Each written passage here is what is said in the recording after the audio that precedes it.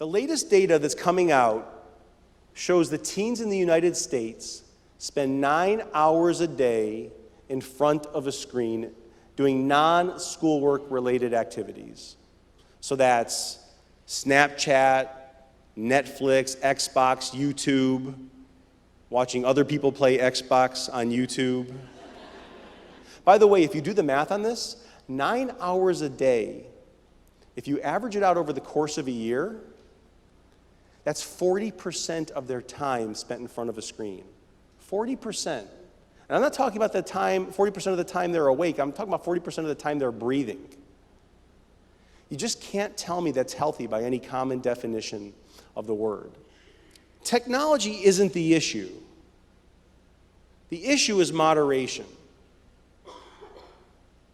And I really have come to believe that as the parents and the teachers and the caring adults in the lives of kids, this is just one of those areas we have to make an issue of, and we have to set some limits on, and we have to intervene. And I know this is not easy because this is the times we live in, and it's very different than the way most of us grew up. But what we're seeing so often is that if we as the adults don't step in and set limits, they won't do it for themselves. And then you get kids that are looking at screens 9 hours a day. It's kind of like sugar in that respect. Once they get a taste of it, it's all they want. Studies are still coming out all the time, and I feel like we're just in the beginning of this wave of research showing that it creates sleep problems and behavior challenges. It impedes their social skills. It even leads to obesity issues. It's estimated that for every hour of TV that a child watches, they consume an additional 167 calories. For starters, I think we have to come in and say that there's a time when devices go to bed at night. And you shut the Wi-Fi off, or you get a tool like Circle, which some of you may have heard of, and there's dozens of other tools that are out there that will shut things down. And if that's not working, then you go through the house with a pillowcase and you gather up all the devices at 9 o'clock or 10 o'clock, or whatever the reasonable time is, and you gather them up. They're not going to like it, I know that, but they'll get used to it. And where there's a will, there's a way. And I get that there may be a battle in front of you, but I do really think that this is one of those battles we have to fight.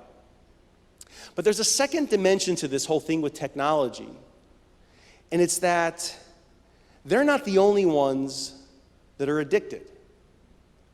And very often I think we have to look in the mirror at our own behavior and our own choices and think about how many times a day do you reach for your cell phone to check your email, your Facebook feed, or your Instagram feed.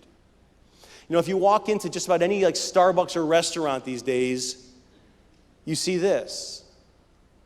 Whole families together on their devices. I call this being together alone.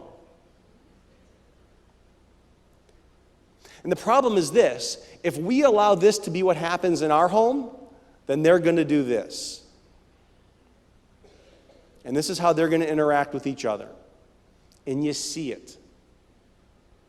This isn't the future, this is the present. You know, and I worry about what does this mean for their ability to interact down the road and have meaningful interpersonal relationships when they're just down looking at their phone all the time. You know, if you think about like when you get together with your friends that you grew up with, you laugh, you tell stories, you share about the good and the bad that's happened, you remember stories of all the things you got away with in high school and lived to tell about. But that's what those old relationships and connections are made of, not how many followers you have on Instagram or what Kanye posted yesterday.